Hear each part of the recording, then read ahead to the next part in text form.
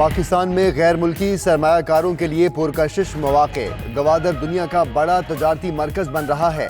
Corruption और white collar crime के खात्मे के लिए इकदाम कर रहे हैं। वज़ीर आज़म इमरान खान का बीजिंग में बेल्ट एंड रोड मंसूबे की इफ्तिताही तकरीब से खिताब।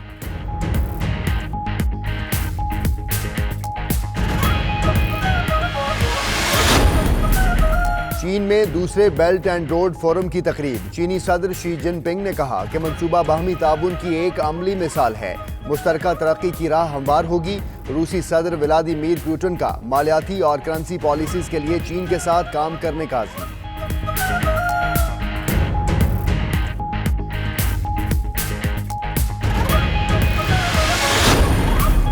वज़ीर आज़म की बिलावल भुट्टो पर तनकीद। पीपल्स पार्टी का आज से सिंध में एहतजाज का ऐलान। पहले मरहले में हैदराबाद, लाड़काना, सखर और नवाबशाह में एहतजाज होगा।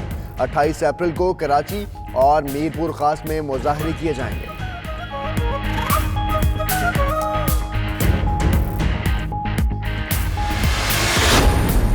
मेगा करप्शन स्कैंडल की तहकीकात। नैब ने जवाब जमा न कराने पर यूसुफ रजा गिलानी को आज तलब कर लिया।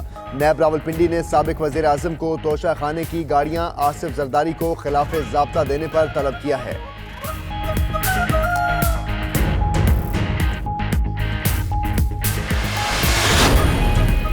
लाहौर के मुख्तलिफ इलाकों में रात को कहीं हल्की कहीं तेज बारिश। रावलपिंडी, इस्लामाबाद समेत कई इलाकों में फिर आंधी और बादल बरसे।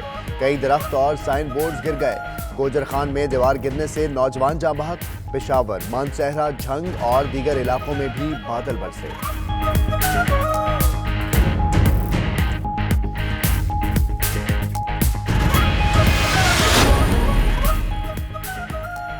और श्रीलंका में खुदकुश बम धमाकों के बाद सेक्रेटरी दिफा मुस्ताफी। धमाकों में हलाक 253 अफराद की शनाख्त हो गई। मरने वालों की याद में दुबई में बुर्ज खलीफा श्रीलंकन परचम के रंग में रंग गया।